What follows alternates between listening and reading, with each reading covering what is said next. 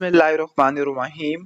Today's topic of discussion is medicine 21 August morning SK19। Question number 1 start करते हैं। एक female है जिसको पर्सनालिटी डिसऑर्डर है।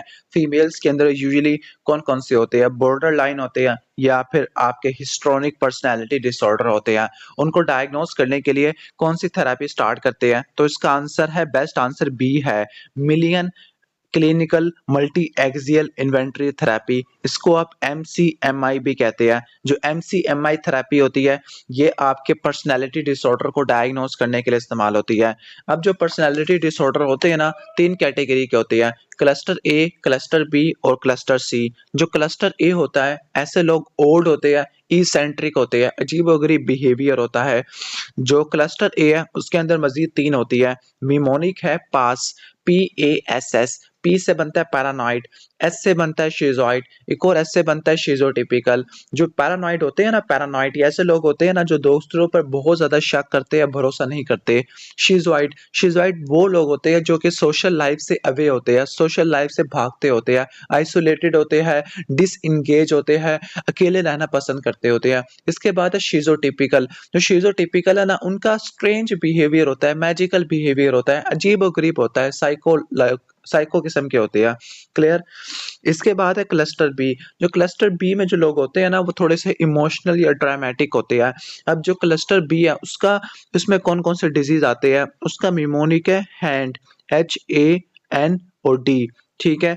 एच से क्या बनता है? हिस्ट्रोनिक बनता है। ए से बनता है एंटी सोशल, एन से बनता है नार्सिस्टिक और बी से बनता है border line, border line. Clear. ये आपने रट्टा मारना है।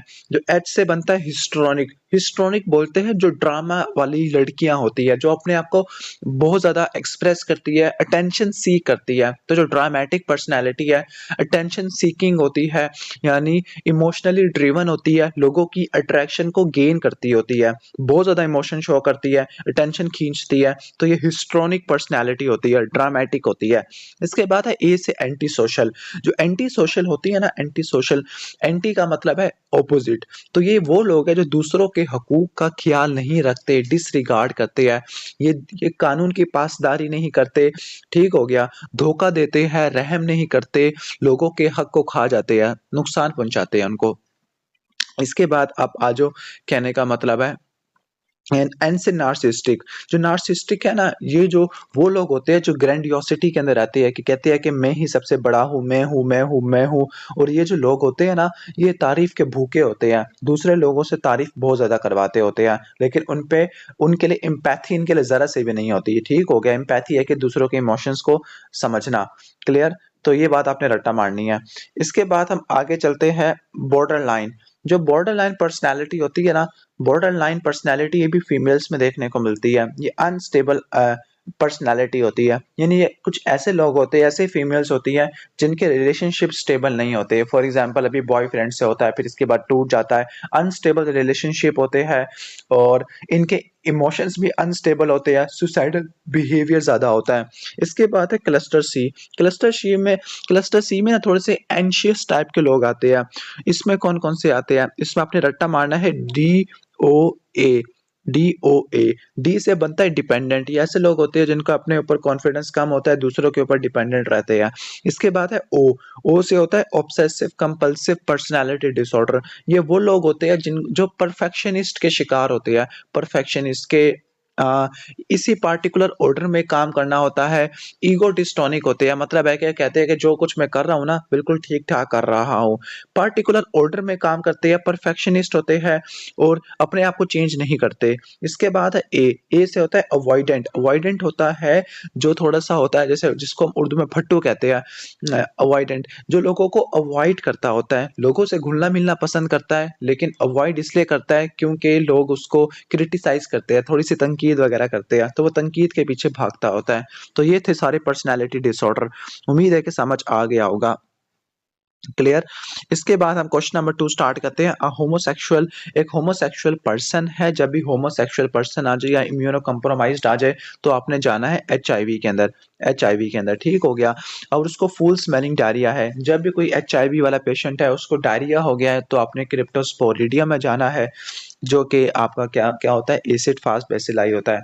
इसके अ, इसके अलावा और आपका नहीं, एसिड फास्ट पैरासाइट्स होता है। अगर एचआईवी वाले लोगों में मेनिंजाइटिस हो गया है तो आपने क्रिप्टोकोकस नियोफॉर्मस में जाना होता है।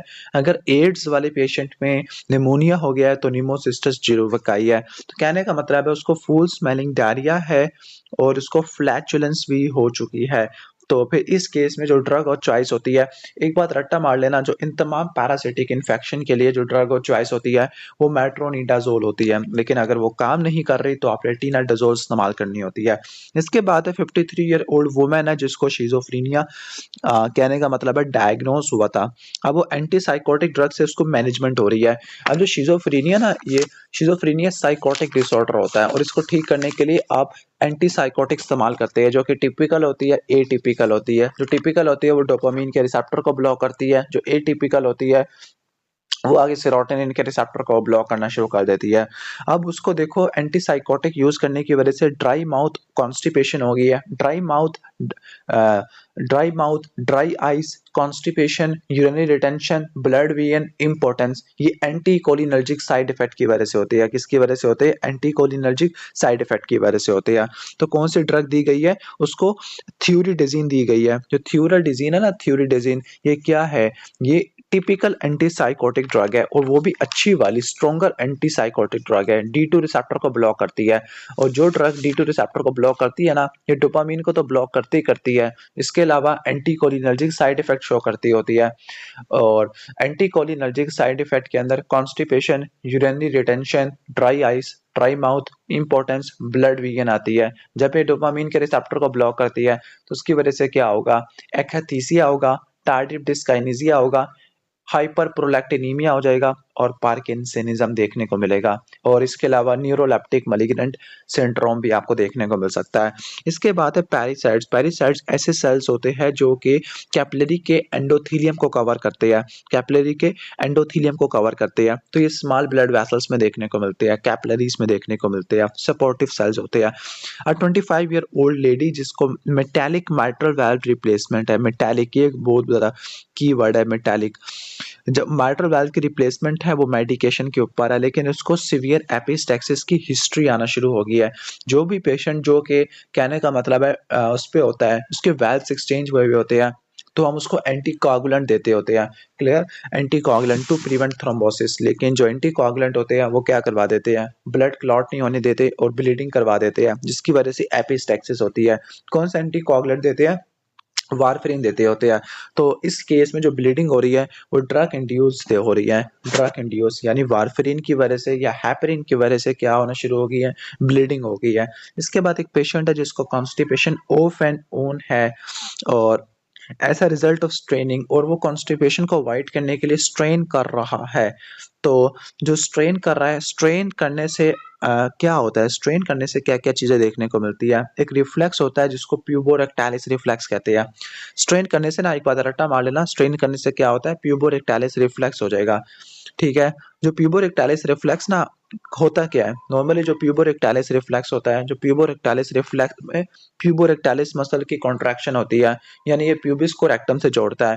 और ये प्यूबोरेक्टालिस ना, ये ना कॉन्टिनेंस को मेंटेन करता है, यानी फीसिस को डिस्चार्ज नहीं होने देता।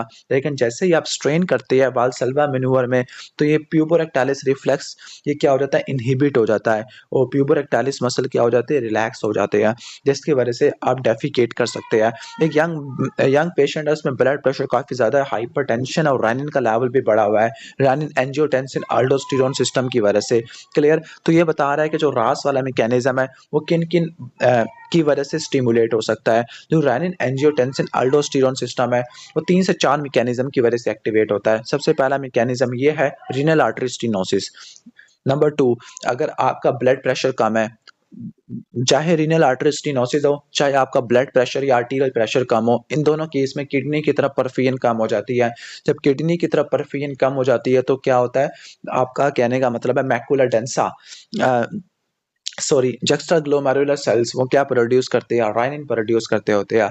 क्लियर? तो ये आपने रट्टा मार लेना है। तीसरा जो इम्पोर्टेंट है वो ये है कि अगर पेशेंट के जीएफआर कम है, तो मैकुलर डेंसा की तरफ सोडियम क्लोराइड कम हो जाते हैं। जब सोडियम क्लोराइड कम हो जाते हैं तो मैकुलर डेंसा क्या करता है, वो जक्स्टाग्लोमेरुलर सेल्स को स्टिमुलेट करता है कि वो रेनिन प्रोड्यूस करे। तो इस वजह से रेनिन एंजियोटेंसिन अल्डोस्टेरोन सिस्टम एक्टिवेट होता है। क्लियर। इसके बाद हम आगे चलते हैं। नेक्स्ट है प्लेटलेट की एग्रीगेशन। जो प्लेटलेट्स की एग्रीगेशन होती है वो स्टिमुलेट होती है थ्रोम्बोक्सिन A2 से, ये स्टिमुलेट करता है, जबकि इनहिबिट होती है प्रोस्टासाइक्लिन PGI2 से। क्लियर, ये आपने रट्टा मार लेना है। इसके अलावा जो ADP होता है ये एग्रीगेशन कराता होता है, ये भी बढ़ाता है एग्रीगेशन को ADP, और कैल्शियम भी बढ़ाई देते हैं। इसके बाद एक पेशेंट है 55 ईयर ओल्ड है जिसको जनरलाइज लिम्फोडेनोपैथी है। ठीक हो गया। और जब जनरलाइज लिम्फोडेनोपैथी है, सारे लिम्फ नोड सूजे पड़े हैं, इसका मतलब या तो इन्फेक्शन हो सकता है या फिर कोई ना कोई मैलिग्नेंसी हो सकती है। अब आप देखो, एज ज़्यादा है इसकी और पूरी बॉडी के लिम्फ नोड्स हैं। इन्फेक्शन में पूरी बॉडी के लिम्फ नोड नहीं इनलार्ज होते अनलेस एंड अनटिल वो HIV हो। और जब आपने करवाया तो आपको WBC बढ़ गए, तो उसका मतलब क्या है, इसका मतलब है कि उसको ल्यूकेमिया हो चुका है, और वो भी मेच्योर लिम्फोसाइट्स का। जो इमेच्योर लिम्फोसाइट्स है उसको ब्लास्ट कहते हैं, और जो आपके मेच्योर लिम्फोसाइट्स होते हैं उनको आप लिम्फोसाइट्स कहते होते हैं। तो ये क्या है, ये CLL है, डायग्नोस किया है आपका CLL। ठीक हो गया। एक बात रट्टा मार लेना कि ल्यूकेमिया वाले टॉपिक में एज काफ़ी ज़्यादा इंपॉर्टेंट हो जाती है। अगर कोई पेशेंट 60 प्लस या 50 प्लस का यानी बूढ़ा पेशेंट है और उसमें जो ल्यूकेमिया होता है ना, वो आपका CLL वाला ज़्यादा देखने को मिलता है। CLL क्रॉनिक लिम्फोसिटिक ल्यूकेमिया, ठीक है, जिसमें मैच्योर सेल्स देखने को मिलते होते हैं, मैच्योर बी लिम्फोसाइट्स देखने को मिलते हैं, 60 ईयर से ऊपर देखने को मिलते हैं। मोस्ट कॉमन ओवरऑल ल्यूकेमिया होता है। अगर आपको कोई 60 से अबव वाला पेशेंट जिसमें जनरलाइज लिम्फोडेनोपैथी मिल रही हो तो आपने CLL में जाना होता है। अब जो CLL होता है ना, कैसे प्रेजेंट करता है, पेशेंट कहता है कि मुझे लिम्फ नोड की स्वेलिंग हो गई है पूरी बॉडी में। नंबर 2, फटीग होना शुरू हो गया उसको। क्लियर। और हेपेटोसप्लीनोमेगाली देखने को मिल रही है। और या फिर ये जो CLL है ना, ये diffuse large B cell lymphoma में कन्वर्ट भी हो सकता है। This is called Richter transformation. ठीक हो गया। और इसमें सबसे इंपॉर्टेंट चीज़ है कि जो CLL है, CLL में आपको समझ सेल देखने को मिलते हैं। समझ सेल देखने को मिलते हैं। समझ सेल क्या होती है, ये फ्रेजाइल WBCs होते हैं जो कि फट फूट जाते हैं।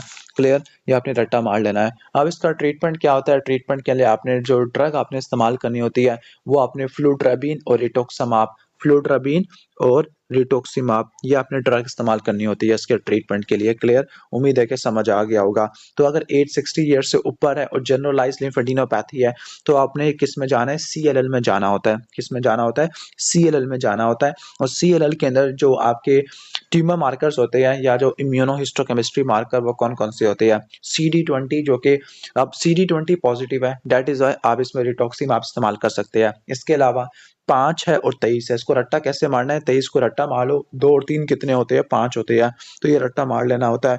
अब जो समझ सेल होते हैं ना, समझ सेल ये करते क्या, ये हिमोलिसिस करवा देते हैं, ऑटोइम्यून हिमोलिटिक एनीमिया करवा देते हैं, यानी सेल्स को डिस्ट्रॉय करना शुरू कर देते हैं, और आपको क्रश्ड सेल्स मिलते हैं जिसको बोलते हैं समझ सेल या पैराशूट सेल्स बोलते हैं। और ट्रीटमेंट के लिए फ्लूट्राबीन और रिटोक्सिमाब इस्तेमाल करनी है। इसके बाद एक पेशेंट है जिसको मिड लाइन नेक स्वेलिंग है। जब भी मिड लाइन नेक स्वेलिंग आ जाए तो आपने थायरोग्लोसल सिस्ट के बारे में सोचना है। जो थायरोग्लोसल सिस्ट होता है ना, ये टंग की मूवमेंट के साथ, यानी टंग की प्रोट्रियन के साथ और डेग्लूटेशन स्वाल्विंग के साथ, दोनों के साथ मूव करता है। ठीक हो गया। तो ये आ, तो ये थायरोग्लोसल सिस्ट बता रहा है, लेकिन फिर बाद में पता लगा कि वो थायराइड नोड्यूल है। अच्छा, ये तो मैंने पॉइंट बताया कि जो थायरोग्लोसल सिस्ट होती है ना, मिड लाइन नेक स्वेलिंग होती है जो कि टंग की प्रोट्रियन के साथ और स्वाल्विंग के साथ, दोनों के साथ मूव करती है। लेकिन जब डायग्नोस कराया गया तो वो थायराइड नोड्यूल था। ठीक हो गया। अब जो अब हम ना इसको डायग्नोस करने के लिए क्या करवाते होते हैं, FNAC कराते होते हैं। और FNAC यूजुअली हम कौन से लोब से लेते हैं, हम ऊपर सुपीरियर लोब से लेते होते हैं। तो वहाँ पे आर्टरी होती है, सुपीरियर थायराइड आर्टरी। क्लियर। और नर्व कौन सी होती है, एक्सटर्नल लारिंजियल नर्व। तो कौन सी आर्टरी डैमेज होती है, आपकी सुपीरियर थायराइड आर्टरी। इसके बाद नेक्स्ट एक पेशेंट है जिसको राइनोसाइनोसाइटिस है, बार बार इन्फ्लेमेशन हो रही है और नेजल पॉलिप भी है। तो उसका मतलब है उसको एस्पिरिन से कोई ना कोई एलर्जी हो चुकी है। क्लियर। और एस्पिरिन से या फिर कोई फंगल इन्फेक्शन भी हो सकता है। ठीक हो गया। तो उसको राइनोसाइनोसाइटिस है, नेजल पॉलिप है, और फंगस ने क्या किया, लैमिना पेपरिशिया को इन्वेट किया हुआ है और नॉन सेप्टेट हाइफी मिल रहा है, नॉन सेप्टेट हाइफी। तो आपने कौन सी फंगस में जाना है, आपने जाना है म्यूकोरमाइकोसिस में। वैसे राइजोपस भी ठीक हो सकता है लेकिन म्यूकोरमाइकोसिस ज्यादा अच्छा है। ठीक हो गया। जो आपका ना एस्परजिलस होता है उसमें सेप्टेट हाइफी होते हैं, लेकिन म्यूकोरमाइकोसिस के अंदर ए सेप्टेट हाइफी होते हैं। अब मैं आपको म्यूकोरमाइकोसिस के ना कुछ ऐसे पॉइंट्स बताता हूँ जो कि आपको बहुत ज्यादा हेल्प करेंगे। जो म्यूकोरमाइकोसिस है ना, एक बात रट्टा मारना, इसको ब्लैक फंगस भी कहते हैं, इसको ब्लैक फंगस भी कहते हैं, क्योंकि ये क्या करवाता है, ये नेक्रोसिस करवाता होता है। नेक्रोसिस कैसे करवाते हैं, ब्लड वेसल को इन्वेट करता है। देखो ना, इसने एंडोथेलियम को डैमेज किया हुआ है, ब्लड वेसल को इन्वेट किया हुआ है। जब ब्लड वेसल को इन्वेट करेगा, एंडोथेलियम को डैमेज करेगा, तो फिर नेक्रोसिस हो जाती है। क्लियर। और ये राइनोसाइनोसाइटिस भी कराता है। अब ये जो म्यूकोरमाइकोसिस है, ये मिट्टी वगैरह में देखने को मिलता है या फिर गले सड़े पत्तों वगैरह में देखने को मिलता है। और एक और बात रट्टा मार लेना कि जो म्यूकोरमाइकोसिस है ना, इसका इन्फेक्शन नॉर्मल लोगों में नहीं होता, ये इम्यूनो कम्प्रोमाइज में देखने को मिलता है। लाइक इम्यूनो कम्प्रोमाइज में फॉर एग्जांपल आप बता सकते हो कि कौन कौन से आते हैं, लाइक HIV है, स्टेरॉइड्स है, डायबिटीज मिलाइटिस है, या कोविड-19 वाला रिसेंटली है। अब जो म्यूकोरमाइकोसिस है ना, एक तो ये राइनो सेरिब्रल म्यूकोरमाइकोसिस करवाता है, यानी ये राइनोसाइनोसाइटिस करवाता है और ब्रेन तक फैल जाता है। ठीक हो गया, यानी आपकी पैरानेजल साइनसिस को और ब्रेन को इन्वॉल्व करता है। दूसरा लंग्स को इन्वॉल्व करता है। तीसरा GIT को इन्वॉल्व करता है, स्किन को इन्वॉल्व करता है। उम्मीद है कि समझ आ गया होगा। जब ये आपका कहने का मतलब है नेजल कैविटी को इन्वॉल्व करता है, तो फिर क्या होता है, ब्लैक नेक्रोटिक लीजन हो जाती है। क्लियर। ठीक हो गया। डायबिटीज वाले में, या कोई पेशेंट इम्यूनोसप्रेसिव है, कैंसर है, या कीमो इस्तेमाल कर रहा है, या फिर HIV एड्स वाला पेशेंट है। क्लियर। अब इसका ट्रीटमेंट क्या होता है, एम्फोटेरिसिन B होती है और सर्जिकल डिब्राइडमेंट होती है। अब जो पार्ट डैमेज हो चुका है उसको तो आपने डिब्राइड करना है। ये थोड़ा खराब हो गया। इसके बाद हम आगे चलते, एक पेशेंट है जिसका ICP रेज्ड है। जब भी पेशेंट का इंट्राक्रेनियल प्रेशर बढ़ेगा तो एक रिफ्लेक्स एक्टिवेट होगा, उसको बोलते हैं कुशिंग रिफ्लेक्स। अब जो कुशिंग रिफ्लेक्स होता है ना, कुशिंग रिफ्लेक्स का मेन पर्पस ये है कि जो ब्रेन की तरफ ब्लड फ्लो है वो बढ़ता रहे, क्योंकि जो सेरिब्रल परफियन होती है ना, cerebral perfusion is equal to mean arterial pressure minus ICP। जब आपका रेस्ट इंट्राक्रेनियल प्रेशर होगा, इंट्राक्रेनियल प्रेशर बढ़ेगा, वो ब्लड वेसल को डैमेज करेगा, कंप्रेस करेगा आर्टरीज को, जिसकी वजह से ब्लड फ्लो कम हो जाएगा। तो हमें ब्लड प्रेशर बढ़ाना पड़ेगा उसको कंपनसेट करने के लिए। This is called Cushing reflex. और ये CNS इस्केमिक रिस्पॉन्स के अंडरलाइंग मैकेनिज्म की वजह से भी हो सकता है, लेकिन बेस्ट आंसर क्या है, कुशिंग रिफ्लेक्स। ठीक हो गया। इसके अलावा कुशिंग अल्सर भी होते हैं जो रेस्ट ICP वाले में देखने को मिलते हैं। इसके बाद एक फीमेल है जिसको राइट साइड पे वीकनेस है, मतलब है कि उसको क्या हो चुका है, स्ट्रोक वगैरह हो चुका है। और आप देखो CT स्कैन के अंदर फ्रंटल, पैराइटल और मीडियल टेम्पोरल लोब अफेक्टेड है। तो कौन सा लोब होगा, मिडल सेरिब्रल आर्टरी। ठीक हो गया।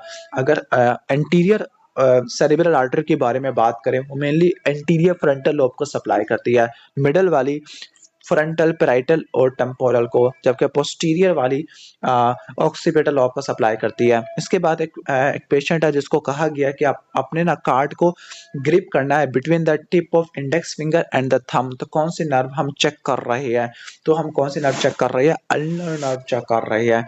क्लियर। Ulnar nerve.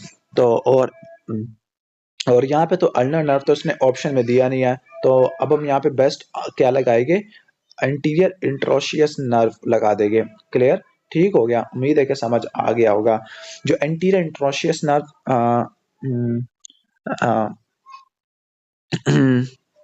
जो एंटीरियर इंट्रोशियस नर्व है, वैसे ये कहते हैं कि मीडियन नर्व की ब्रांच है। सॉरी फॉर मिस्टेक, एक मिस्टेक हो गई है यहाँ पर ना। जो एंटीरियर इंट्रोशियस नर्व है ये होती है मीडियन नर्व की ब्रांच होती है। जो पोस्टीरियर इंट्रोशियस नर्व है ये रेडियल नर्व की ब्रांच होती है। अब देखो वो ना ग्रिप नहीं कर पा रहा कार्ड को between the tip of index and the thumb. इसका मतलब है उसकी अपोजिशन नहीं हो पा रही, ओपोजिशन नहीं हो पा रही। अब ओपोजिशन नहीं हो पा रही तो थंब की मूवमेंट नहीं हो पा रही। एक बात रट्टा मार लेना कि जो आपकी मीडियन नर्व होती है ना, उसने थंब की मूवमेंट्स को कंट्रोल करना होता है। ठीक हो गया। लेकिन थंब की एक पार्टिकुलर मूवमेंट है जिसको मीडियन नर्व कंट्रोल नहीं करती, वो एडक्शन होती है, जिसके लिए आप कौन सा टेस्ट करते थे, आप एडक्शन के लिए फ्रोमेंट साइन चेक करते हैं, वो एक अलग चीज है। बस एक बात रट्टा मार लेना कि जो मीडियन नर्व है ना, मीडियन नर्व वो थंब के मसल को सप्लाई करती है through anterior interosseous nerve, through anterior interosseous nerve. और ये किन किन मसल को सप्लाई करती है anterior interosseous nerve? Number one, flexor pollicis longus, जो थंब को फ्लेक्स करता होता है, ठीक हो गया। इसके अलावा जो आपका और किसको मसल को सप्लाई करती है? ये प्रोनेटर क्वाड्रेटस, जिसने प्रोनेशन करानी है। इसके अलावा फ्लेक्सर डिजिटोरम प्रोफंडस, जिसने इंडेक्स और मिडल फिंगर के करानी है, फ्लेक्शन करानी होती है। क्लियर, ठीक हो गया। तो ये बात आपने रट्टा मार लेना है। तो उम्मीद है कि समझ आ गया होगा। तो जो एंटीरियर इंट्रोशियस नर्व है, ये नर्व डैमेज हो गया है, जो कि फ्लेक्सर पॉलिसिस लॉन्गस को, प्रोनेटर क्वाड्रेटस को और फ्लेक्सर डिजिटोरम प्रोफंडस को सप्लाई करती है। क्लियर, ये बात रट्टा मार लेनी है। अगर ये नर्व डैमेज होगी तो आपकी पिंच ग्रिप नहीं हो सकती। तो यहाँ पे ग्रिप कौन सी है? पिंच ग्रिप है। इसके अलावा आप ओके साइन नहीं बना सकते। ओके साइन, ओके साइन का मतलब है, मैं आपको बता देता हूँ ओके साइन का क्या मतलब है। कि आप ना सबसे पहले क्या करो, आप ना अपने फिंगर को, कहने का मतलब है जो अपनी रिस्ट है उसको पूरा का पूरा बंद करो, मुट्ठी बनाओ, फिर मुट्ठी खोलने की कोशिश करो, ठीक हो गया। तो आपकी ना बाकी फिंगर्स हो जाएगी, लेकिन जो थंब वाली फिंगर्स है, खास तौर पर थंब, मिडल फिंगर और आपके इंडेक्स फिंगर, ये नहीं खुल पाएगी। तो ये आपने पढ़ लेना है। इसके बाद हम आगे चलते हैं। नेक्स्ट है 30 ईयर ओल्ड वुमेन है जिसको 0.1 ग्राम इंसुलिन लगाई गई है। क्लियर। तो आ, इसके बाद 1 घंटे के बाद प्लाज्मा इंसुलिन कंसंट्रेशन 1 ग्राम पर 100 ml है। तो आपने कौन सा एक्स्ट्रा सेलुलर फ्लूइड, तो बस ये इसका कैलकुलेशन करनी है। एक बात रट्टा मारना कि कितने यूनिट आपने इंसुलिन दी है, 0.1 ग्राम आपने इंसुलिन दिया है, ठीक हो गया। 0.1 ग्राम आपने इंसुलिन दिया है और कंसंट्रेशन कितनी आई है? कंसंट्रेशन आई है 1 मिलीग्राम, ठीक है, पर 100 ml, 1 मिलीग्राम पर 100 ml। अगर हम इसको कन्वर्ट करते हैं लीटर्स वगैरह में तो ये 1 ग्राम पर 100 आ जाएगा। क्लियर, ठीक हो गया। यानी ये 0.01 ग्राम आ जाएगा। बस एक सिंपल फार्मूला रट्टा मारना कि जो ECF का वॉल्यूम है, वॉल्यूम कैसे निकालोगे आप? वॉल्यूम निकालोगे साल्यूट ओवर कंसेंट्रेशन, साल्यूट ओवर कंसेंट्रेशन। अब जो साल्यूट है वो है 0.1 ग्राम, और जो कंसंट्रेशन है जो कि परसेंटेज के फॉर्म में होती है वो कितनी है? 0.01 ग्राम। तो जो वॉल्यूम आ जाएगा वो 10 लीटर तक आ जाएगा। बस फार्मूले को रट्टा मारना, volume is equal to solute की कंसंट्रेशन है और सॉल्यूट की अमाउंट है और नीचे कंसंट्रेशन है। इसके बाद एक पेशेंट है जिसका हार्ट रेट डिक्रीज हो गया इमरजेंसी के अंदर, ऑन स्टैंडिंग उसका पल्स रेट बढ़ गया है। जैसे आप स्टैंड करते हो ना, खड़े होते हो, तो आपका वीनस रिटर्न कम होता है जिसकी वजह से सिंपैथेटिक स्टिमुलेशन चलती है, ठीक हो गया, सिंपैथेटिक स्टिमुलेशन चलती होती है। तो ये इस वजह से मैकेनिज्म है। जैसे आप खड़े हुए हैं, वीनस रिटर्न कम हुआ है जिसकी वजह से ब्लड प्रेशर कम होगा, फिर रिफ्लेक्स सिंपैथेटिक स्टिमुलेशन चलेगी, वो हार्ट रेट को बढ़ा देगी। इसके बाद एक पेशेंट है जो कि एनाल्जेसिया की ओवरडोज ले रहा है, लेकिन उसकी वजह से क्या हो गया? कौन सा एनाल्जेसिया ले रहा होगा? मोस्टली ये एस्पिरिन ले रहा होगा, क्योंकि एस्पिरिन की वजह से क्या होता है, ये साइड इफेक्ट देखने को मिलते होते हैं, ठीक हो गया। तो एस्पिरिन का दूसरा नाम क्या है? Acetyl salicylic acid. Okay, acetyl salicylic acid, ये रट्टा मारना है आपने। क्लियर। अब जो एस्पिरिन है, एस्पिरिन ये मेटाबॉलिक एसिडोसिस भी करवाती है और रिस्पिरेटरी एल्किलोसिस भी करवाती है। लेकिन एक बात रट्टा मार लेना कि इनिशियली ये रिस्पिरेटरी एसिडोसिस करवाती है, रिस्पिरेटरी एसिडोसिस करवाती है, लेकिन लेट स्टेजेस में ये क्या करवाती है? लेट स्टेजेस के अंदर ये मेटाबॉलिक एसिडोसिस भी करवा देती है।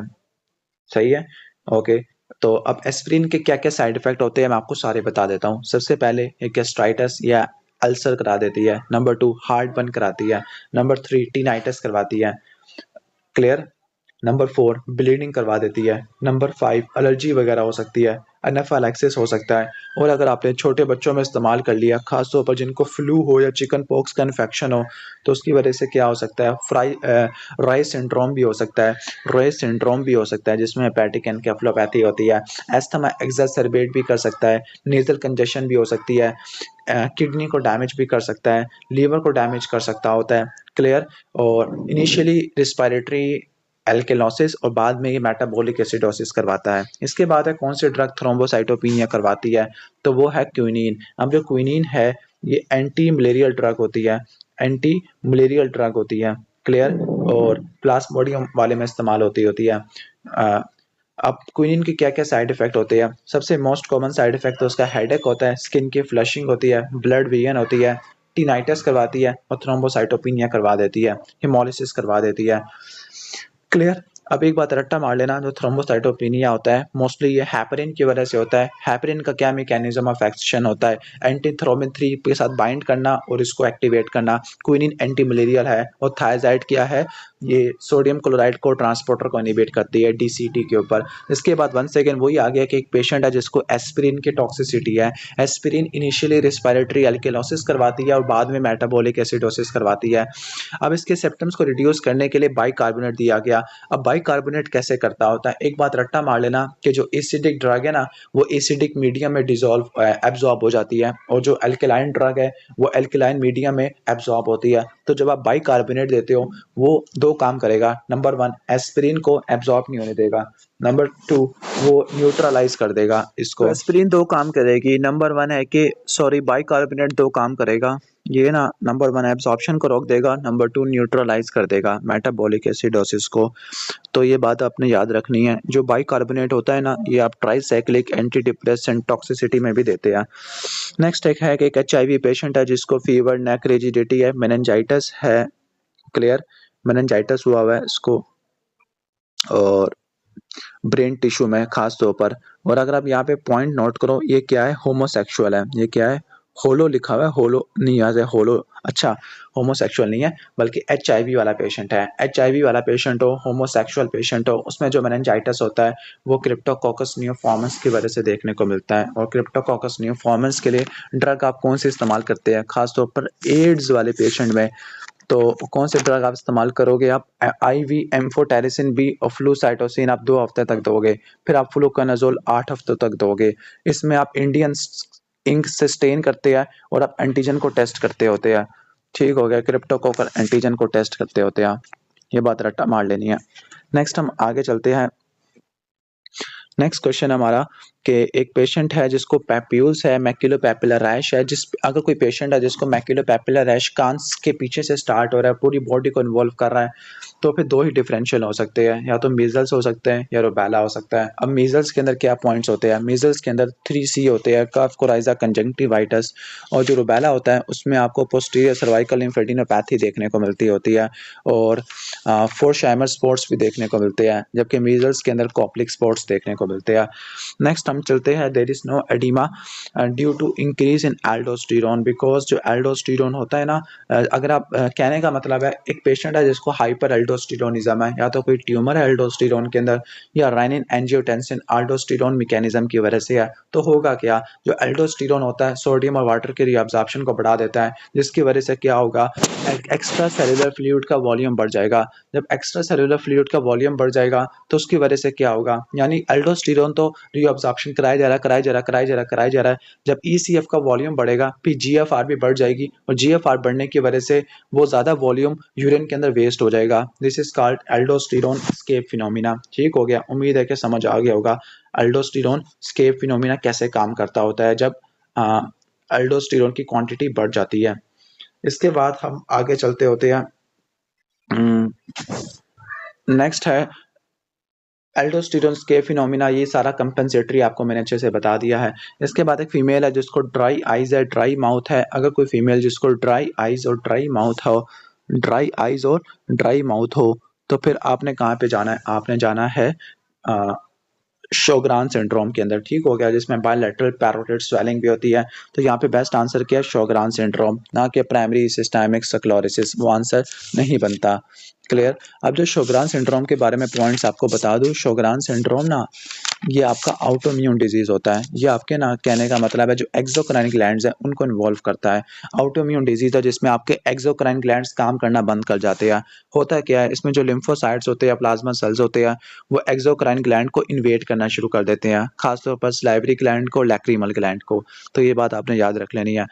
अब जो ये कौन से फीमेल्स को इन्वॉल्व करता है, 40 टू 60 ईयर वाली फीमेल्स में देखने को मिलता है। ड्राई आइज होती है जिसकी वजह से, ड्राई आइज क्यों होती है? टीयर प्रोडक्शन के कम होने की वजह से। ड्राई माउथ होता है जिसको जीरोस्टोमिया कहते हैं। जब ड्राई माउथ होगा ना, मुंह में सलाइवा नहीं है, तो डिस्फेजिया होगा, बोलने में मुश्किल आएगी, डेंटल केरीज होगी और थ्रश हो जाएगा। और वजाइना की ड्राइनेस होती है जिसकी वजह से डिस्पैरोनिया होगा। बायलैटरल पैरोटिड इनलार्जमेंट होती है क्योंकि लिम्फोसाइट्स इन्वेट करना शुरू कर देते हैं।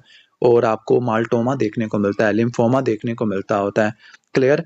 इसमें जो एंटीबॉडी आती है ना, एंटी एसएसए और एंटी एसएसबी रोला एंटीबॉडी आती है। इसके अलावा आपने जो कंफर्मेटरी टेस्ट है वो आपने बायोप्सी लेनी है, पैरोटिड की या माइनर सैलिवरी ग्लैंड की, जिसमें लिम्फोसिटिक प्रोलिफरेशन देखने को मिलती है। यहाँ पे ये शोग्रान सिंड्रोम है आंसर। इसके बाद है स्कियो प्यूबिक रेमाई, फ्यूज होता है किस एज पर? तो वो ये रट्टा मार लेना 7 ईयर्स पे, जबकि एस्टाबुलम 14 ईयर्स पे जाके होता है। एक पेशेंट है जिसको क्रॉनिक कफ है और डायग्नोस क्रॉनिक ब्रोंकाइटिस मिला है। क्रॉनिक ब्रोंकाइटिस में क्या मिलता है? Hyperplasia of mucus gland and mucus cell, और इसमें एक इंडेक्स बढ़ जाता है, उसको बोलते हैं रीड इंडेक्स। रीड इंडेक्स 40% से बढ़ जाता है, 40 बल्कि 50 से ज़्यादा हो जाता है रीड इंडेक्स। क्रॉनिक ब्रोंकाइटिस वाले पेशेंट में आपको देखने को मिलता होता है। क्रॉनिक ब्रोंकाइटिस और एम्फीसीमा, इन दोनों को मिला के क्या बोलते हैं आप? इन दोनों को मिला के आप सीओपीडी बोलते हैं। जो क्रॉनिक ब्रोंकाइटिस है उसको ब्लू ब्लोटर कहते हैं। ऐसे पेशेंट ओवरवेट होते हैं, साइनोसिस होती है ड्यू टू हाइपरकैप्निया एंड हाइपोक्सीमिया। इसमें रिस्पिरेटरी डिस्ट्रेस नहीं होता, एसेसरी मसल को यूज नहीं करता। क्लियर? या आपने रट्टा मार लेना है। और इसमें जो रीड इंडेक्स है वो 50 से बढ़ जाता होता है। नॉर्मली ये 40 होता है, 50 से बढ़ जाता है। अब रीड इंडेक्स क्या होता है? अगर आप सब म्यूकोजल ग्लैंड की थिकनेस लो और पूरे ब्रोंकियल वाल की थिकनेस लो, उसके रेशो को बोलते हैं रीड इंडेक्स। तो हम आगे चलते हैं। नेक्स्ट है हमारा, एक है पैप स्मेयर ऑफ लेडी। जो पैप स्मेयर लिया उसमें डिस्प्लेजिया मिला है, न्यूक्लियर साइटोप्लाज्मिक रेशियो भी बढ़ गई है, प्लियोमॉर्फिज्म भी आ रहा है, लेकिन बेसमेंट मेम्ब्रेन इंटैक्ट है। तो ये क्या होते हैं? तो ये क्या है? ये आपका सर्वाइकल इंट्रापिथेलियल न्यूप्लेजिया है। ठीक हो गया? क्लियर? लेकिन अभी इसने कैंसर को इन्वेड, बेसमेंट मेम्ब्रेन को इन्वेड नहीं किया। अगर बेसमेंट मेम्ब्रेन को इन्वेड नहीं किया तो इसको क्या बोलते हैं? इसको आप कार्सिनोमा इन सीटू बोलते हैं। अगर ये बेसमेंट मेम्ब्रेन को इन्वेड करता तो ये इन्वेसिव कैंसर था, लेकिन अभी इन्वेड नहीं किया, तो फिर हम इसको क्या बोलेंगे? हम इसको कार्सिनोमा इन साइटू बोलेंगे। क्लियर? तो ये एमसीक्यू था सर्वाइकल इंट्रापिथेलियल न्यूप्लेजिया वाले टॉपिक से। अच्छा, तो अच्छा, सर्वाइकल इंट्रापिथेलियल न्यूप्लेजिया की ग्रेडिंग होती है, grade 1, grade 2, grade 3, grade 4। Grade 1 के अंदर लोअर 1/3 को इन्वॉल्व करता है, ग्रेड 2 के अंदर लोअर 2/3 को इन्वॉल्व करता है, ग्रेड 3 के अंदर almost more than 2/3 of service को इन्वॉल्व करता है, और ग्रेड 4 के अंदर बेसमेंट मेम्ब्रेन स्पेयर्ड हो जाती है। ह्यूमन पैपिलोमा वायरस की वजह से होता है। Early sexual activity, multiple sexual activity, weekend immune system, smoking, या फिर एसटीडी की वजह से देखने को मिलता होता है। क्लियर? और इसको डायग्नोस करने के लिए क्या करते हैं? पैप स्मेयर करते होते हैं, या फिर आप एचपीवी टेस्टिंग करते हैं। कंफर्मेटरी में कोल्पोस्कोपी और से बायोप्सी वगैरह लेते होते हैं। अगर सर्वाइकल इंट्रापिथेलियल न्यूप्लेजिया टाइप 1 है तो आपने फॉलो अप करना है 6 टू 12 मंथ्स तक। अगर 2 और 3 होते हैं तो फिर आपने क्या करना है? एल लेट्स करना है, यानी लार्ज लूप एक्सीन और ट्रांसफॉर्मेशन जोन, क्योंकि ज़्यादातर ये ट्रांसफॉर्मेशन जोन में होता है। या फिर आप क्रायोथेरेपी या लेजर थेरेपी भी कर सकते हैं, और प्रिवेंशन में आप एचपीवी वैक्सीनेशन दे सकते हैं। इसके बाद कौन सी फूड में विटामिन के काफ़ी ज़्यादा होता है? विटामिन के ग्रीन वेजिटेबल्स में काफ़ी ज़्यादा होता है। ग्रीन वेजिटेबल्स के अंदर तो आपका फोलेट भी काफ़ी ज़्यादा होता है। विटामिन के का फंक्शन क्या है? ये गैमा कार्बोक्सिलेशन करवाता है 2 के साथ 9-10, और प्रोटीन सी और प्रोटीन एस की भी। इसके बाद एक पेशेंट है जिसकी डिलेड प्यूबर्टी है, छोटे छोटे टेस्टिस है, बड़ा मोटा है, गायनिकोमास्टिया और कैरियोटाइप 47XY है। तो ये क्लाइन फेल्टर सिंड्रोम होता है, क्लाइन फेल्टर सिंड्रोम होता है। क्लियर? जिसमें टाल स्ट्रेचर होता है, टेस्टिस छोटे होते हैं। क्लियर? गायनिकोमास्टिया होता है, 47XY आपको देखने को मिलता है। नेक्स्ट हम आगे आ जाते हैं। फीमेल है जिसको ओलिगोमिनूरिया है। कैरियोटाइप इसका कुछ सेल ऐसे है जिसके जो कि बिल्कुल नॉर्मल है, कुछ में है ही नहीं। This is called Turner mosaicism. और टर्नर मोज़ेकिज्म में क्या क्या देखने को मिलता होता है? ये फुल फ्लैच टर्नर नहीं है, ठीक है? फुल फ्लैच टर्नर नहीं है। फुल फ्लैच टर्नर के अंदर आपको कहने का मतलब है उसमें वेब्ड नेक भी देखने को मिल सकती है, उसमें शॉर्ट स्ट्रेचर भी होता है, ठीक है? लेकिन ये टर्नर मोज़ेकिज्म है जिसमें आपको गोनेडल डिसजेनेसिस देखने को मिलेगी। गोनेडल डिसजेनेसिस आपको देखने को मिलती होती है। उम्मीद है कि समझ आ गया होगा। अब टर्नर सिंड्रोम में शॉर्ट स्ट्रेचर होता है, क्लियर।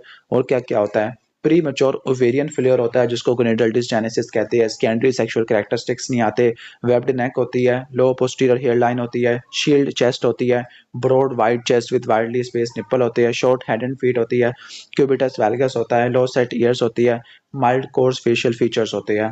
कार्डियोवास्कुलर इश्यूज में क्या क्या हो सकते हैं सीवीएस में? सीवीएस में बाइकस्पिड एयोर्टिक वाल्व हो सकता है, कोआक्टेशन ऑफ एयोर्टा हो सकता है, एयोर्टा की डायलिटेशन हो सकती है, हॉर्स शू किडनी देखने को मिल सकती है, हाइपोथायराइडिज्म हो सकता है, टाइप 2 डायबिटीज हो सकता है, सेंसिटिव न्यूरल हियरिंग लॉस होता है, क्लियर।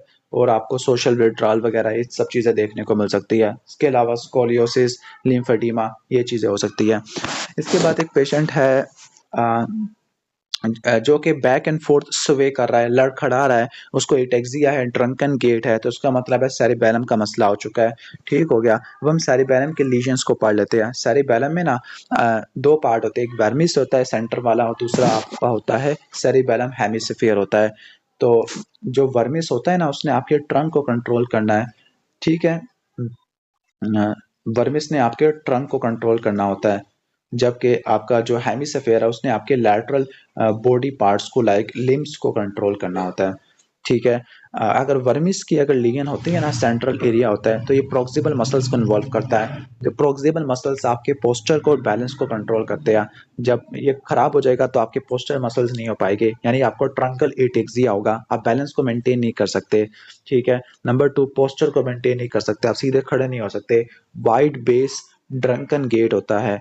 निस्टैगमस आपको देखने को मिल सकता है। स्पीच में डिसआर्थरिया देखने को मिल सकता है। अगर ये सेरिबेलर हेमिस्फीयर को इन्वॉल्व करता तो अपेंडिकुलर करो, अपेंडिकुलर यानी लिम्स का एटेक्सिया होता है कि लिम्स की कोऑर्डिनेशन नहीं हो पाती, क्लमसीनेस होती है, प्रिसाइज मूवमेंट नहीं हो पाती, इंटेंशन ट्रेमर होता है, डिसमेट्रिया होता है, स्कैनिंग स्पीच होती है, डिसडियाडोकोकाइनेसिया आपको देखने को मिलता होता है। इन शॉर्ट जो वर्मिस है ये आपके एक्सियल या ट्रंक के मसल्स को कंट्रोल करता है, बैलेंस को मेंटेन करता है, जबकि सेरिबेलम आपकी वॉलंटरी मूवमेंट को करवाता होता है, ठीक है। एंटीरियर जो वर्मिस होता है ये अल्कोहल अब्यूज के साथ होता है और इसमें आपका कहने का मतलब है गेट एटेक्सिया होता है। जो पोस्टीरियर वर्मिस होता है वो मेडुलोब्लास्टोमा की वजह से इन्वॉल्व होता है, और मेडुलोब्लास्टोमा बच्चों का ट्यूमर होता है, एपेंडाइमोमा, उसमें ट्रंकल एटेक्सिया होता है। गेट एटेक्सिया और ट्रंकल एटेक्सिया दोनों में क्या फर्क होता है, ठीक है। तो जो ट्रंकल एटेक्सिया है, पहले तो रट्टा मारना, लीजन्स का फर्क है, लीजन का फर्क है। जो ट्रंकल एटेक्सिया होता है ना, ट्रंकल एटेक्सिया वो आपके है पोस्टीरियर वर्मिस के इन्वॉल्वमेंट की वजह से है, जबकि आपके जो गेट एटेक्सिया ये एंटीरियर वर्मिस के इन्वॉल्वमेंट की वजह से है, ठीक है। आ, ये बात आपने रट्टा मार लेना, बाकी दोनों में इतना कोई खास फर्क नहीं है। लेकिन जो ट्रंकल एटेक्सिया ना, ये ट्रंक की इन्वॉल्वमेंट को बोलते होते हैं स्पेसिफिकली, और जो गेट एटेक्सिया है वो आपका लिम्स और लोअर बॉडी का बोलते होते हैं, लिम्स और लोअर बॉडी। इसके बाद बिफोर वॉलंटरी मूवमेंट है, कोई भी अगर आपने काम करना है तो उसका जो प्लान होता है वो आपके मोटर एसोसिएशन एरिया में बनता है, जो कि प्री मोटर एरिया के सामने पड़े हुए होते हैं। इसके बाद सोर्स ऑफ ईस्ट्रोजन और progesterone in the last trimester, तो वो लास्ट ट्राइमेस्टर में ईस्ट्रोजन प्रोजेस्टेरॉन प्लेसेंटा से आते हैं, फर्स्ट ट्राइमेस्टर में ये कॉर्पस लूटियम से आते होते हैं। मिडल मेनिंजियल आर्टरी किसकी ब्रांच होती है? Middle meningeal artery is a branch of maxillary artery, maxillary artery की ब्रांच होती है, और मिडल मेनिंजियल आर्टरी की इंटीरियर डिवीजन है वो इन्वॉल्व हो जाती है in case of extra ड्यूरल haematoma, clear. और जो मैक्सिलरी आर्टरी और सुपरफिशियल टेम्पोरल आर्टरी है ये एक्सटर्नल कैरोटिड आर्टरी की ब्रांचेस होती है। इसके बाद जो ग्लूकोज होता है स्केलेटल मसल और एडिपोज टिश्यू में GLUT4, ये आपने रट्टा मार लेना है, GLUT4 इनके लिए होता है। जो आपके पेनक्रियास के बीटा सेल्स है, इसके अलावा लीवर और किडनी है, वहां पर आपके GLUT2 पड़े होते हैं, जबकि GLUT1 आपके आरबीसी ब्रेन में प्लेसेंटा में पड़ा हुआ होता है, clear. Insulin independent glucose Uptake कहाँ पे होती है? वो आपकी लीवर के अंदर होती है, इंसुलिन इंडिपेंडेंट। बाकी स्केलेटल मसल में चाहे वो एक्सरसाइजिंग हो चाहे वो रेस्टिंग हो, उसमें और एडिपोज टिश्यू में इंसुलिन की वजह से होती है। इंडिपेंडेंट मेनली लीवर के अंदर होती है। इसके बाद है कि कौन सा इंटरल्यूकिन आरबीसी की प्रोडक्शन को टी लिम्फोसाइट से आरबीसी के प्रोडक्शन को बढ़ा देना। अलबत्ता हेमाटोपोइसिस को बढ़ा देना, इसको मैं मानता हूँ वो इंटरल्यूकिन 3 होता है, इंटरल्यूकिन 3। लेकिन टी लिम्फोसाइट से आरबीसी बढ़ा देना ये तो इम्पॉसिबल है। इसके बाद एक आदमी है जिसका रोड ट्रैफिक एक्सीडेंट हुआ है, सर्वाइकल सिंपैथेटिक चेन की इंजरी हो गई है। जब भी सर्वाइकल सिंपैथेटिक चेन की इंजरी होती है ना, तो पेशेंट को हॉर्नर सिंड्रोम हो जाता है। हॉर्नर सिंड्रोम में टॉसिस, मियोसिस एंड हाइड्रोसिस इन ऑप्थाल्मोस देखने को मिलता है। क्लियर? तो ये बात रट्टा मार लेनी है। इसके बाद हम आगे चलते हैं। नेक्स्ट हमारा है एक फीमेल है जिसको रोड ट्रैफिक एक्सीडेंट है, जिसकी वजह से फीमर का क्या हो गया, फ्रैक्चर हो गया है। फीमर का फ्रैक्चर हो गया है, ठीक हो गया। अब फीमर का फ्रैक्चर है, फीमर के लॉन्ग बोन्स के फ्रैक्चर की वजह से दो चीज़ें होती है। एक फैट इम्बोलिज्म होता है और लॉन्ग बोन्स के फ्रैक्चर की वजह से आपका ब्लड लॉस अच्छा खासा हो सकता है। हाइपोवोलेमिक शॉक भी हो सकता है और लॉन्ग बोन्स के फ्रैक्चर की वजह से आपका फीमर भी फ्रैक्चर हो जाता है। फीमर नहीं, फैट इम्बोलिज्म हो जाता है। क्लियर? उम्मीद है कि समझ आ गया होगा। और देखो इस केस में ना पेशेंट को अगले दिन शॉर्टनेस ऑफ ब्रेथ है, पिटिकिया है, तो ये फैट इम्बोलिज्म सिंड्रोम है। पल्मोनरी इम्बोलिज्म कब होता है, जब पेशेंट को डीवीटी होता है। फैट इम्बोलिज्म लॉन्ग बोन्स के फ्रैक्चर में होता है। एयर इम्बोलिज्म जब वो कोई सीवीपी लाइन लगाई है, या फिर कहने का मतलब है कि air embolism nitrogen D compression sickness में भी होता है। और एमनियोटिक फ्लूइड इम्बोलिज्म प्रेग्नेंट में होता है। तो जो एयर इम्बोलिज्म है, इसमें अगर सीवीपी लाइन पास करोगे तब एयर इम्बोलिज्म होगा। प्रेग्नेंट लेडी है, चाहे वो अच्छा प्रेग्नेंट लेडी है, प्रेग्नेंट लेडी में एमनियोटिक फ्लूइड इम्बोलिज्म होता है। जबकि पल्मोनरी इम्बोलिज्म डीवीटी वाले में होता है। लॉन्ग बोन्स का फ्रैक्चर है और डेथ 3 से लेकर 5वें दिन पे हो रही है। और पटिकिया, रैश, ये सब चीज़ें आपको देखने को मिल रहा है। अल्टर्ड मेंटल स्टेटस, तो ये होता है लॉन्ग बोन्स के फ्रैक्चर में। एंटीरियर पिट्यूटरी को आपने निकाल दिया है, तो उसकी वजह से क्या होगा, एंटीरियर पिट्यूटरी को निकाल दिया है तो उसके एफएसएच एलएच हार्मोन नहीं होंगे। जब एफएसएच एलएच हार्मोन नहीं होंगे तो मेंसेस नहीं हो पाएगी। इसके बाद एक पेशेंट है जिसको फीवर है, नेक पेन है और लोअर लिम्ब में रैश है। फीवर और नेक में पेन यानी मेनिंजाइटिस है, और रैश है तो मेनिंजोकोकस की वजह से है। इसके बाद 512 हर्ट्ज का ट्यूनिंग फोर्क आपने पेशेंट के हेड पे रखा है, तो जो हाई फ्रीक्वेंसी वाइब्रेशन पैक्सिनियन कार्पसल के लिए होती है और लो फ्रीक्वेंसी मीजनर्स के लिए होती है। एक फीटस है, उसको अबॉर्शन करा गया और फोरेंसिक लैब में भेजा है। अब ये चेक करने के लिए कि वायबिलिटी चेक करनी है कि कब तक वायबिलिटी था, यानी फीटस को ही चेक करना है। जो वायबिलिटी होती है ना 24 वीक्स तक होती है। 24 वीक्स का मतलब है कि 24 वीक्स के बाद ना फीटस सर्वाइव कर सकता है एक्स्ट्रा यूट्राइन लाइफ में, अगर आपने अच्छे से उसको मैनेज किया। इससे पहले वो नहीं कर सकता। और इसकी लाइफ को चेक करने के लिए आपने फीटल CRL करानी है। अगर फीटल CRL 250 से ऊपर है, यानी 25 सेंटीमीटर से ऊपर है, तो उसका मतलब है कि वायबिलिटी को क्रॉस करने वाला था वो, या कर गया है। डॉट्स क्या होता है, डॉट्स एक प्रोग्राम है जो कि टीबी वाले पेशेंट में देखते हैं, directly observe therapy for tuberculosis, ठीक हो गया। इसमें अपना पेशेंट को सामने रख के उसको दवाई खिलाते हैं। Patient has lipoma on the posterior aspect of sternocleidomastoid, ये बात ऑलरेडी कर चुके हैं। लाइपोमा अगर एंटीरियर साइड पे हो तो आपकी कौन सी होती है, वो आपकी जुगलर आ जाती है, एक्सटर्नल जुगलर, और अगर पोस्टीरियर हो तो सेकंड पार्ट ऑफ सबक्लेवियन है।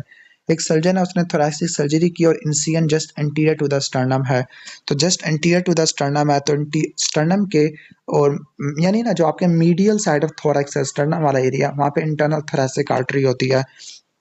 क्लियर? जो कि आपके ड्रेन कर रही होती है, ब्लड सप्लाई दे रही होती है मीडियल थोरैक्स को। इसके बाद एक ओल्ड पेशेंट है जिसको कॉन्स्टिपेशन है, abdominal पेन है। ओल्ड पेशेंट है जिसको कॉन्स्टिपेशन, abdominal पेन है, कोई ना कोई malignancy की वजह से ऑब्स्ट्रक्शन हो सकती है, एडिनोकार्सिनोमा है। अब जो क्लोन का एडिनोकार्सिनोमा, का जो रिस्क फैक्टर होता है, फैटी डाइट की वजह से हो सकता है। क्लियर? इसके अलावा ओल्ड एज की वजह से हो सकता है। स्मोकिंग, अल्कोहल की वजह से ये कैंसर नहीं होते इतना यूजुअली, ठीक हो गया। कार्सिनो एम्ब्रियोनिक एंटीजन हम यूज़ करते हैं क्लोन के कैंसर के लिए। इसके अलावा फैटी डाइट है, या फिर आप गंदी मुद्दी बला खा रहे हो, या लेडी है जिसको क्रॉनिक रीनल फेल्योर है, उसका सैंपल लिया गया और रेफ्रिजरेटर में रखा गया। अगले दिन पता लगा कि इसमें पोटेशियम बड़ा खड़ा है 6.3 पर, हाइपरक्लीमिया हुआ पड़ा है उसको, ठीक हो गया। क्लियर? और फॉस्फेट भी बढ़ा हुआ है और LDH के लेवल भी बढ़ा हुआ है। अब देखो पोटेशियम और LDH दोनों सेल के अंदर पड़े हुए होते हैं, इसका मतलब है उस सैंपल की हीमोलिसिस हो गई है। CKD वाले पेशेंट में एनीमिया होता है, लेकिन वो एरिथ्रोपोइटिन के कम होने की वजह से होता है, हेमोलिसिस की वजह से नहीं होता। 42 year old para 3 reported patient है जिसको हैवी मेंस्ट्रुअल ब्लीडिंग है, ठीक हो गया। और DNC जब कराई ना, तो उसमें पता लगा कि अर्ली सिक्रेटरी फेज एंडोमेट्रियम है। तो okay, early secretary phase endometrium है। एक बात रट्टा मार लेना, जब भी कोई पेशेंट हैवी मेंस्ट्रुअल ब्लीडिंग के साथ आती है ना, सबसे पहले आपने क्या करना होता है, सबसे पहले आपने उसका ब्लीडिंग श्लीडिंग और पेन उसको रिलीव करना होता है। क्लियर?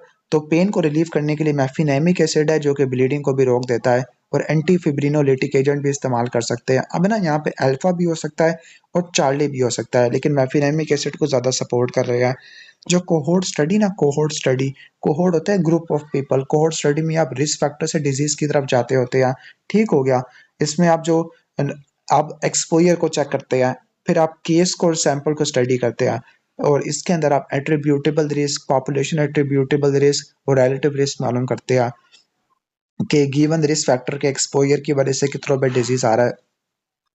अगर बर्न्स वाला पेशेंट है, उसमें बर्न्स वाले पेशेंट में जो इन्फेक्शन होता है वो सूडोमोनास की वजह से होता है, और उसको सेप्सिस भी हो गई है, और बर्न्स वाले पेशेंट में ब्लीडिंग भी हो रही है। इसका मतलब है सेप्सिस की वजह से डीआईसी हो गया है। Low dose aspirin thromboxane A2 को इनहिबिट करती है, दैट इज वाई एमआई में इस्तेमाल करते हैं। अब मेल पेशेंट जिसको लोअर बैक में पेन हो रहा है, डॉक्टर ने एग्जामिनेशन में पता लगा कि उसके बैक में टफ्ट ऑफ हेयर है, इसका मतलब है वहाँ पे छोटा मोटा डिफेक्ट था जो कि हेयर से कवर है, तो ये स्पाइना बाफिडा उकल्टा होता है। इसके बाद है स्पाइना बाइफिडा के अंदर ना जो आपकी वर्टिब्रल आर्चेस या न्यूरल आर्चेस होती है वो मिलती नहीं है। डिक्रीज लिम्फेटिक फ्लो क्यों हो रहा है? Due to haemorrhage. ठीक हो गया? अब इंक्रीज लिम्फेटिक फ्लो कब बढ़ता है? अब जो लिम्फ होता है ना वो असल में इंटरस्टिशियम से ही निकलता होता है। जब आपका हाइड्रोस्टैटिक प्रेशर बढ़ेगा या डिक्रीज ऑनकोटिक प्रेशर होगा, इन दोनों में आपका इंटरस्टिशियल प्रेशर ज़्यादा हो जाएगा, इंटरस्टिशियम में ज़्यादा फ्लूइड आएगा, ज़्यादा एडिमा होगा। ज़्यादा एडिमा होगा तो वो ज़्यादा लिम्फ के अंदर चला जाएगा। और इसको अपोजिट कर दो, हैमरेज है, जब हैमरेज होता है ना तो आपका हाइड्रोस्टैटिक प्रेशर कम हो जाता है क्योंकि ब्लड वॉल्यूम कम होता है। इसके बाद एक लेडी है जो कि जिसको कमिंग डाउन स्टेयर स्टेयर चलने में, नीचे आने में बड़ी मुश्किल हो रही है और उसने हेड को टिल्ट किया हुआ लेफ्ट साइड के ऊपर विद आइज अपवर्ड। ठीक हो गया? तो मसल कौन सा पैरालाइज है? मसल जो है वो है आपका, तो नर्व कौन सी है? नर्व है ट्रोक्लिया नर्व, SO4 है, सुपीरियर ऑब्लिक मसल है। सुपीरियर ऑब्लिक मसल ने डाउनवर्ड मूव करना है आइस को, लेकिन जब उसने आइस को अपवर्ड मूव किया हुआ है तो वो डाउनवर्ड मूव नहीं कर पा रही। इसका मतलब है ट्रोक्लिया नर्व की पालसी है। मोस्ट सिग्निफिकेंट काज ऑफ अथीरोमा कौन सा होता है? मोस्ट सिग्निफिकेंट काज, तो यहाँ पर ना मोस्ट एंडोथीलियल इंजरी होती है यहाँ पे, most significant cause of atheroma, लेकिन वो तो यहाँ पे इसने लिखा नहीं है। यहाँ पे तो उसने डायस्टोलिक हाइपरटेंशन लिखी हुई। I think the best answer should be endothelial injury, लेकिन वो तो इनिशिएटिंग इवेंट होता है। अब एंडोथीलियल इंजरी का क्या काज होता है? वो डायस्टोलिक हाइपरटेंशन, यस ये मान लेते हैं।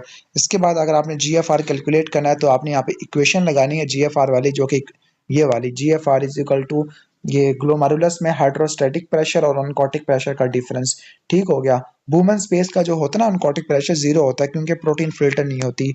इसके बाद एक हाइपरटेंसिव पेशेंट है जिसको ड्रग दी गई है, हम्म, ठीक है, यानी उसको ड्रग्स दी गई है, उसको फार्माकोलॉजिकली और सर्जिकली मैनेज किया है।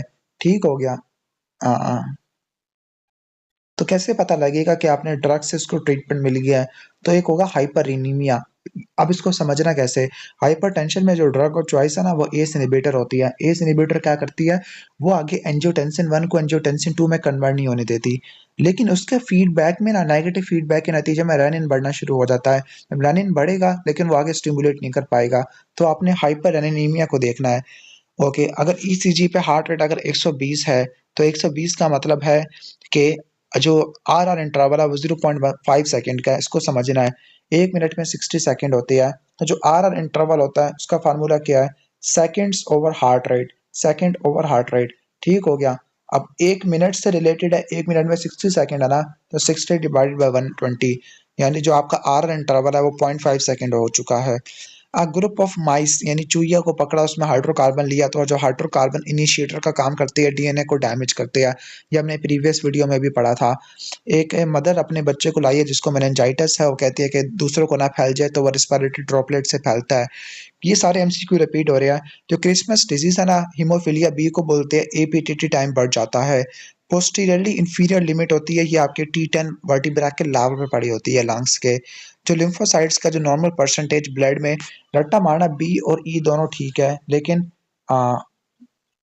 टी लिम्फोसाइट ज़्यादा होते हैं क्योंकि वो 4 से 5 टाइप्स की होते हैं। इसके बाद अगर आपने न्यूट्रोफिल की माइग्रेशन करानी है towards the site of acute ठीक हो गया। एक्यूट इन्फ्लेमेशन में तो सबसे पहले आपने क्या करना है, आपने मार्जिनेशन करानी है, फिर रोलिंग करानी है, फिर एडिशन करानी है, फिर ट्रांसमाइग्रेशन है। जो मार्जिनेशन होती है ना वो ट्रांजिएंट होती है, जो रोलिंग होती है वो सिलेक्टिन की वजह से होती है, एडिशन इंटेग्रिन की वजह से होती है, ट्रांसमाइग्रेशन आपके C5a की वजह से होती है। एथेरोस्क्लेरोटिक प्लाक एंडोथेलियल इंजरी की वजह से आपको देखने को मिलता होता है। क्लियर, इसमें विल्चू ट्रायड फॉलो होता है। Stasis, hypercoagulability, endothelial injury.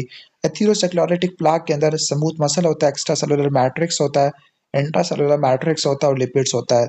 यानी सेल्स होते हैं, स्मूथ मसल मैट्रिक्स लिपिड्स होता है। ठीक है, ये सारी बताया था। एथेरोस्क्लेरोटिक प्लाक में तीन चीजें होती है, सेल्स होती है जिसमें smooth muscle cell, macrophage, T lymphocyte है, उनको सराउंड करने वाला extracellular matrix, collagen, elastic fibre है, और intracellular extracellular lipid होता है। अब न्यूट्रोफिल की माइग्रेशन कराने वाला C5a है, ये बात कर चुके हैं। माइट्रल वाल्व वाला पेशेंट था, माइट्रल वाल्व डिजीज वाला पेशेंट था, उसके वाल्व ऑलरेडी डैमेज है। जिस पेशेंट के वाल्व डैमेज होते हैं उसको इन्फेक्टिव एंडोकार्डाइटिस डेवलप होता है, जिसमें low grade fever, petechiae rash, splenomegaly, clubbing, new onset murmur, splinter haemorrhage, Janeway lesion, Roth spots, splinter haemorrhage देखने को मिलता है। अब उसके वाल्व ऑलरेडी डैमेज है तो वो स्ट्रेप्टोकोकस विरिडियन की वजह से होती है। इसके बाद जो लिपोफिलिक हार्मोन है ना वो किसके जरिए काम करती है, वो आपके इनके ना जो रिसेप्टर होते हैं वो न्यूक्लियस पे पड़े होते हैं। ठीक हो गया, लेकिन वो mRNA की प्रोडक्शन को बढ़ा देते हैं। ईसीजी पे पता लगा कि 60 टूथ पी वेव है तो ये एट्रियल फ्लटर में आपको देखने को मिलती है। कौन सा मसल फोर्स एक्सपायरेशन कराता है, रेक्टस एब्डोमिनस और internal intercostal. Least dilatable part of urethra तो ये मेम्ब्रेनस पार्ट होता है। जो एक्सटर्नल यूरिथ्रल मीएटस है ये नर्वस्ट होता है। प्रोस्टैटिक पार्ट वाइडेस्ट और मोस्ट डिस्टेंसिबल है, मेम्ब्रेनस शॉर्टेस्ट और लीस्ट डायलेटेबल होता है। After myocardial injury biochemical changes क्या देखने को मिलती है, एनारोबिक ग्लाइकोलिसिस, जिसको आप क्या बोलते हैं, एनारोबिक ग्लाइकोलिसिस बोलते हैं, सिंपल एनारोबिक ग्लाइकोलिसिस ही बोल देते हैं। इसके बाद एक एचआईवी वाला पेशेंट है, उसको रैश पड़ना शुरू हो गया है। एचआईवी वाले पेशेंट में जो रैश होता है वो ह्यूमन हर्पीस वायरस 8 की वजह से होता है। अगर मेनिंजाइटिस होता है तो क्रिप्टोकोकस न्यूफॉर्मन्स है। और अगर कहने का मतलब है अगर निमोनिया होता है तो निमोसिस्टस जिरोविकाई है। प्लाज्मा प्रोटीन के बारे में क्या बात ठीक है, अनकॉटिक प्रेशर 25 मिलीमीटर मर्करी का लगाते हैं, ये फैक्चुअल है। इसके बाद फियोक्रोमोसाइटोमा की सर्जरी कर रहे थे तो राइट सुप्रारेनल वेन को ड्रेन किया। तो जो राइट साइड की होती है वो किस में ड्रेन होती है, जो राइट साइड पे इंफीरियर वेन है क्या और लेफ्ट साइड वाले लेफ्ट रीनल वेन। तो जो राइट सुप्रारीनल, राइट रीनल और right gonadal vein inferior vena cava में ड्रेन होती है, जबकि लेफ्ट साइड के ऊपर लेफ्ट सुप्रानीनल और लेफ्ट ग्विनेडल लेफ्ट रीनल में आती है, और फिर वो जाती होती है आपके कहने का मतलब इंफीरियर वेना केवा में। इसके बाद एक सर्जन है जिसने स्टूडेंट से पूछा कि वो कौन सा इंटेस्टाइन का पार्ट है जिसका थिक लूप है, मिजेंट्री नहीं है, लॉन्ग वाजा रेक्टा है और फ्यू आर्टियल आर्केड्स है। ठीक है, आर्टियल आर्केड्स कम है और लॉन्ग पार्ट है तो वो जूजिनम होता है, थिक भी होता है। जो सैक्रल हाइटस है ना वो आपके S4 S5 इसके फ्यूजन की वजह से बनता है। इसके बाद एक एथलीट है, उनका हार्ट रिलेटिवली लार्ज होता है।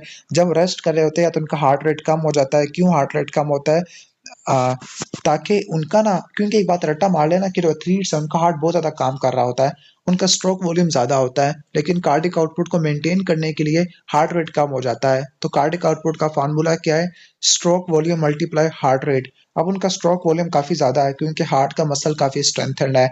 तो कार्डिक आउटपुट को मेंटेन करने के लिए आपने हार्ट रेट को कम करना है। दैट इज वाई एथलीट्स में ब्रेडिकार्डिया होता है। इसके बाद एक पेशेंट है जिसको चेस्ट पेन हो रहा है, यू वेव्स और inverted T wave. Inverted T wave और यू वेव हाइपोक्लीमिया में देखने को मिलती है। हाइपरक्लीमिया में टाल टेंटेड टी वेव होती है। इसके बाद एक फार्मर है जिसको शॉर्टनेस ऑफ ब्रेथ है और एक्सरे कराया तो उसमें कॉइन लीगन है। तो क्वाइन लीगन आपको एस्परजिलस में देखने को मिलती है, एस्परजिलोसिस वाले में। इसके बाद एक लीगन है C5 और C6 का, तो कौन सी नर्व डैमेज होगी, C5 और C6 के केस में आपकी होगी C6 होगी। ठीक हो गया, C6। क्लियर, ये आपने रट्टा मारना है। इसके बाद हम आगे चलते हैं, क्योंकि ना जो नर्व्स होती है ना वो एक जो C7 अगर हम बात करें तो वो एक सेगमेंट ऊपर जा रही होती है नर्व्स। क्लियर, ठीक हो गया। इसके बाद हम आगे चलते हैं, सॉरी,